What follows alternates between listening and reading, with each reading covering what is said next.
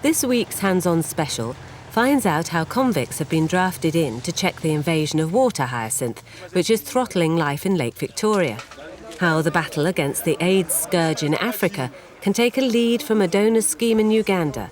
And why, in Madagascar, seaweed may be the solution for coastal communities threatened with destitution by overfishing.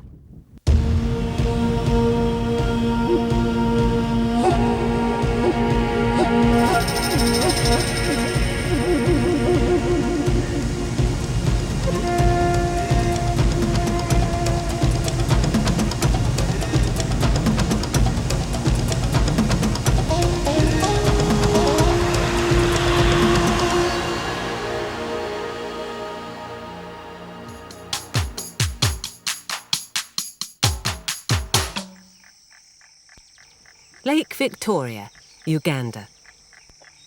The invasion of the water hyacinth threatens to throttle the ecosystem of Africa's most important inland fishery. In Uganda, the lakeside fishing communities wage a constant war against the deadly weed. About 30% of Uganda's area is covered by water, and ultimately most people depend on the lake for various things. Fish, for one, is a source of food as well as income, and water and so on. Well, when it covers a lake, all that activity pretty much stops. To safeguard their livelihoods, Ugandans living on the shores have had to become efficient harvesters. The initial phase of eradicating the water hyacinth has really focused on harvesting it. They were not really looking at how to use it. So our initiative is very small. It's at the community level. There must be a direct link to improved livelihood, and that way we believe the activity is sustainable. This could have been with any other community by the lakeside, but it's with the prison, and the prison is just by Lake Victoria.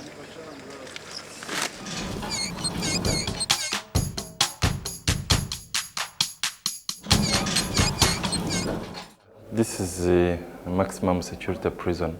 Presently, it accommodates slightly above 2,000 prisoners, and in most cases they stay from 7 years onwards, meaning life imprisonment.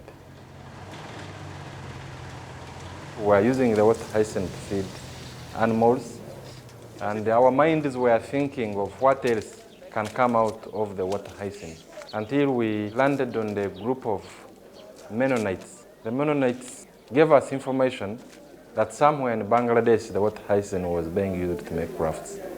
So we took initiative to get in touch with Bangladesh and get some information about it. We just got some little bit of write-up, and from there we moved forward. We started experimenting. It took 2 years for the inmates to hone techniques to transform the hyacinth stems into a range of saleable products. Many prisoners are serving long sentences, and choosing who should be selected for the program is difficult. So we look at the whole person. The whole prisoner, as he comes, we assess him. Where does he come from? If he's coming from a place which is very far from the water body and there is no water hyacinth, then that person may not benefit much in the long run. So we look for prisoners who come from areas where the water hyacinth can be found. We also look for prisoners who have interest. My name is Sonko James. I'm serving 80 years in prison, and I joined the Water Hyacinth project in 1996. I have been working as an instructor for at least 1 year. First of all, this water hyacinth needs to be a bit, we soak it with some water a bit. So here at the pole, we just tie on the pole. So this one is coming to almost 10 meters. Our customers, mostly they come, they say bigger ropes do not look nice. So we have introduced ourselves to limit the number of size of the rope to become smaller so that the products look very nice. Okay, after making the rope, we need a frame, and from that frame, we have some technical know-how that we use to make that chair. And this is the first process that we call staking. After staking, we go on weaving. It can take about 40 to an hour. So on this finished chair here, we have some hairy part of it, which needs a smooth cutting just to make the chair very clean, so that if our customers come, do not have any other problem of saying the chair is not neat. Each prisoner receives 2% from the sale of each item, but the benefits aren't purely financial. The prisoners are here, and they will always be here. And they want to work. They don't want to stay idle. The inmates from Upper Prison are training women from the neighbouring jail. The authorities say the activity is helping with prisoner rehabilitation. The main focus for this prisoners project is training. We hope that over a period of about 5 years, this project should be, or this activity should be happening in all prisons. For one, most of Uganda's prisons are by the lakeside, so the waterweed is quite accessible.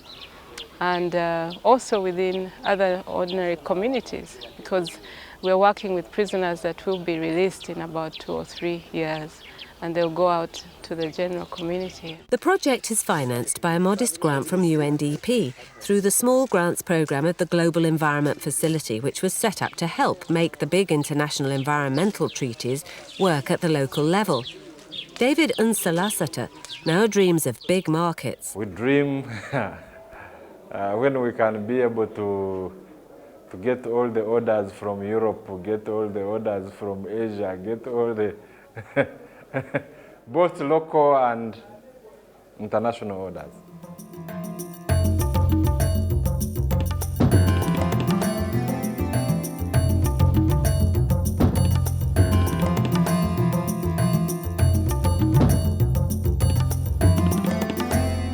Keep tuned in and look out for how you can get more information. Madagascar. Madagascar is just 400 kilometres from Mozambique and the African mainland, and yet it's been separated for so long that the native wildlife and plants have evolved along a different path. A unique treasure of plant genetic variety that is being wasted as the poor villagers raise the forests for fuel to sell as a meagre supplement to the townspeople. In Madagascar, there's often a perception that the main causes of deforestation are coming from the slash-and-burn farming and the misuse of fire and agro-pastoral systems by rural farmers. And on the eastern rainforests and much of the tropical western forests, that's often the case. But one aspect which is overlooked is along the coastal areas, often the main pressures are coming from the urban centers. The supply of energy in the form of charcoal or fuel wood and construction wood to the urban centers.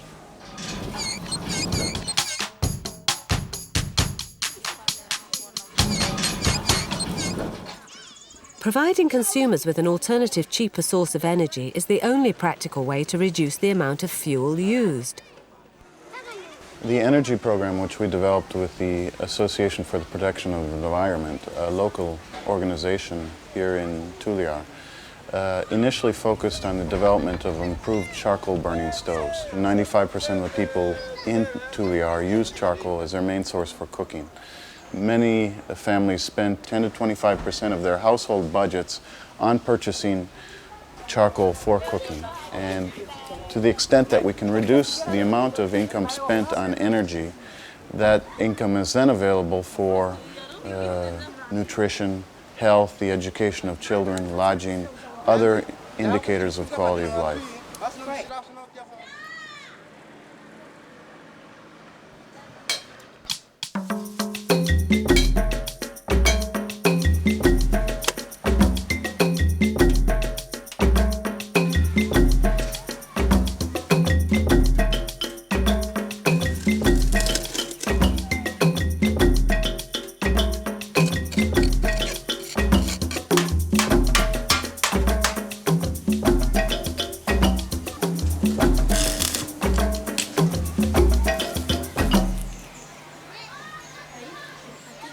Elise Razavindravalo is one of the converts to the new stove.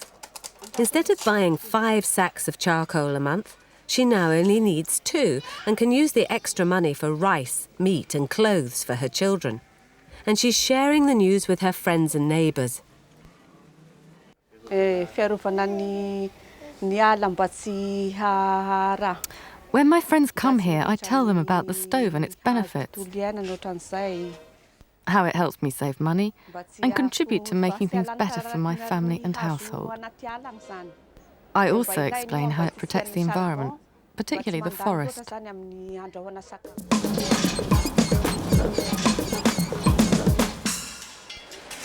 Kampala, Uganda. Street markets are big in Uganda's capital, Kampala. Everywhere you look, people are trying to peddle their wares and earn a few thousand Ugandan shillings. But making the leap from a small pavement-based enterprise to a medium or large-scale business often demands start-up capital. Since 1992, the European Development Fund, EDF, has supported small-scale enterprise by providing people with credit in the form of investment capital for the equipment needed to expand their businesses.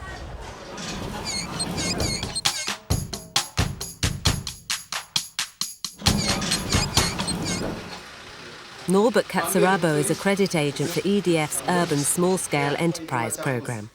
Basically what I do when people come to the project seeking for assistance, I look at in their application, see what they are asking, see their need, go visit their project, see how they are operating and see what they need.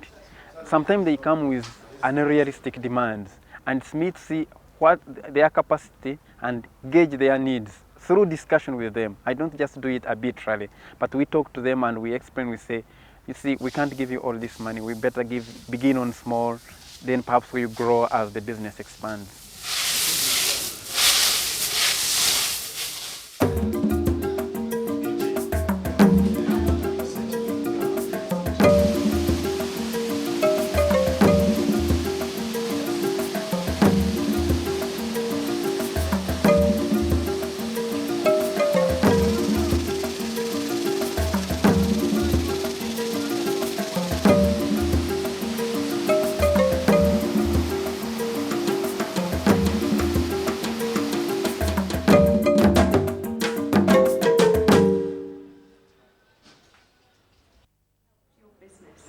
It has helped me too much because my business is going on up and down, and I am buying something like lorries, like building and improving workers.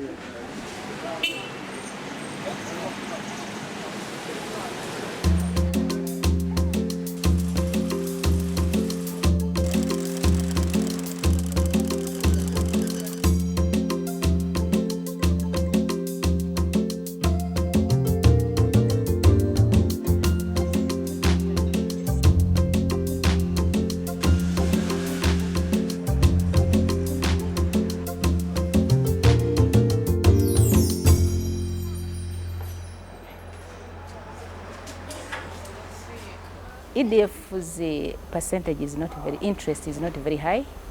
It's 13% and you are given 3 years to pay that amount. I think which the banks or commercial banks don't do.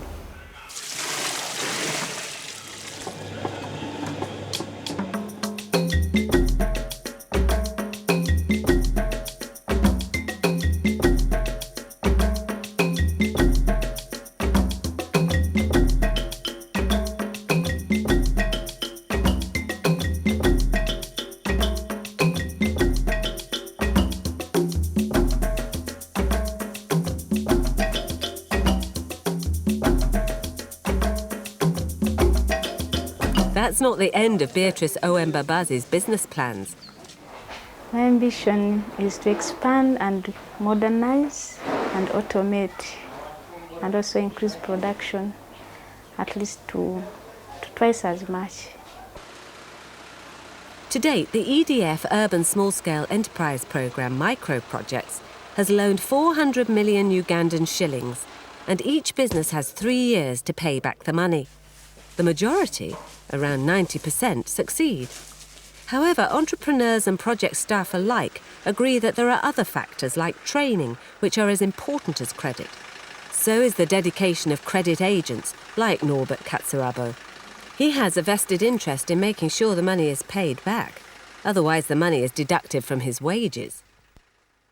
So I'm equally responsible to make sure that people pay on time. That's very frightening. Yeah, but it makes you work.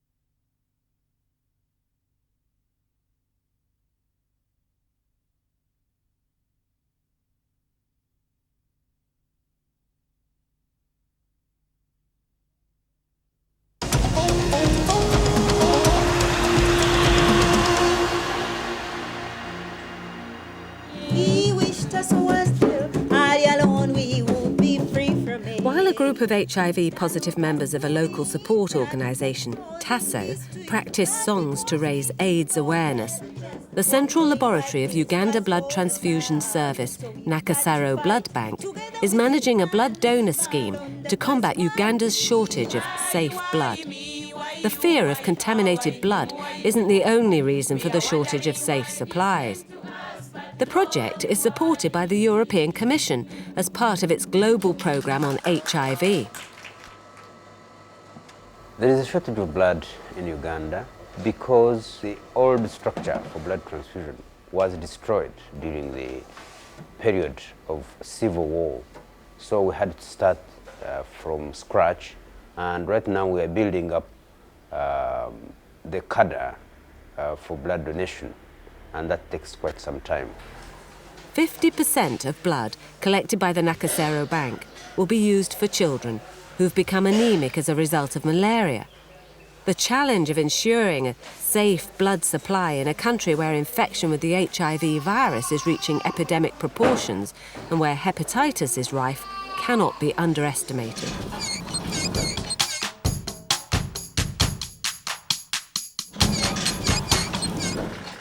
Teams are dispatched from the Nakasero Blood Bank to work with donor clubs throughout Uganda.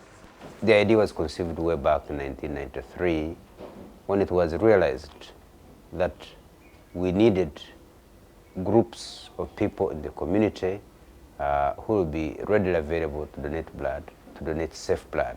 The individuals had to be HIV negative and hepatitis B negative. And they would have to agree to be called upon anytime there was dire need. During the trial run, the HIV rate was 0%. It is a time now to come and give you blood now. One of the most enthusiastic clubs is the Koreka lorry drivers, whose park is on the outskirts of Kampala. Matthias Kamya, chairman of the lorry drivers, rallies his fellow drivers. It is your time now to decide and give blood. We ensure that blood is safe at various levels. At the level of recruiting blood donors, we try to go to certain communities where HIV is supposed to be low by educating volunteer donors and advising them about what is harmful and what is not harmful in blood transfusion, and discussing with them about their lifestyles to be able to judge whether they are safe according to their lifestyle or not. Even regular donors are reminded about why it's important that they are honest about their sex lives. Before they can donate, everyone is questioned by a nurse and their answers recorded. Satisfied that the risks are minimised, the men can then give blood. There is still a risk, and the risk, of course, is that even when we recruit volunteer donors, even when we test using very good tests, there is a risk of people donating when they are in the process of infection with HIV, which cannot be picked by the tests that we are using. But given the methods we are using to screen donors, that is very minimal. All the blood collected is numbered so that it can be traced back to the original donor. And each pack is checked not only for HIV, but also hepatitis B, syphilis, and to determine its type. About 97% of the blood that arrives here tests HIV negative. Blood taken from blood donor clubs, about 99%, even greater than that, tests negative. Since the scheme began, 40 donor clubs have been set up throughout Uganda, and the blood is being distributed to hospitals nationwide. However, for the programme to remain successful, it must retain the volunteers. It is a way of creating a cadre of blood donors in the community, and it's an idea that can be utilized by other countries which have got shortage of blood. You see, in the Western world, in developed countries, there are many safe donors, but that is different from here. Here we need to create these clubs and know where they are and can contact them whenever we are in need.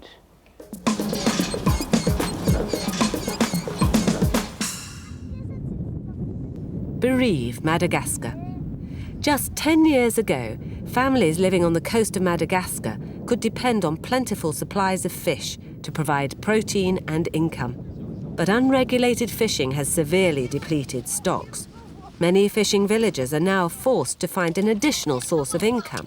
Collecting sea urchins is one way to generate some extra cash, but they can only do it for 4 months in every year. Recognising the need for a long-term solution, the European Commission has been working with a French multinational and local fishing community to develop seaweed farms, which could provide an alternative to fishing. I think it's sustainable because we have the fisherman who is the working force, you have the operator who want to make money out of the algae, so we will be careful that the fishermen keep on going. And you have the multinational who is interested by the seaweed to buy it. So normally we are in a case where it should survive.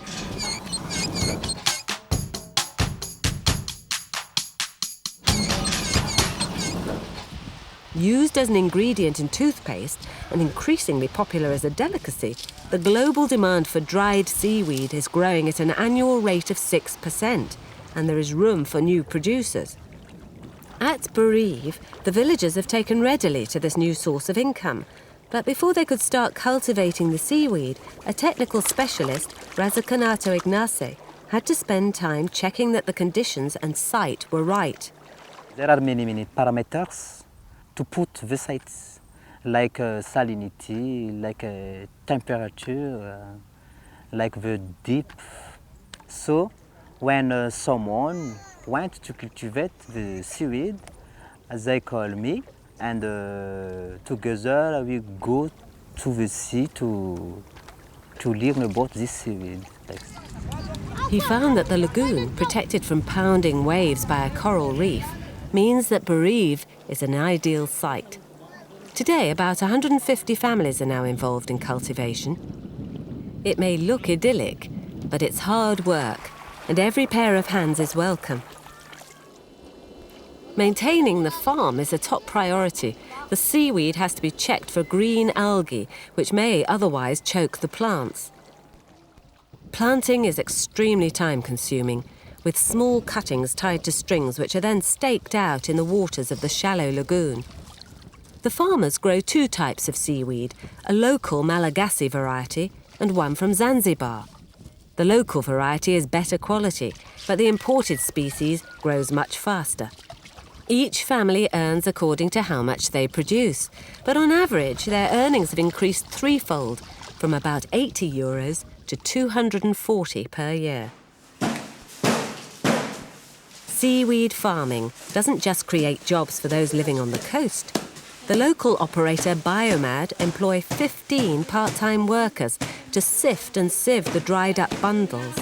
A further 13 permanent staff package the seaweed and administer the operation. Biomad's local director is proud of the quality of seaweed they produce and believe there is a real future for Malagasy weed. Malagasy seaweed is best. De Madagascar est meilleur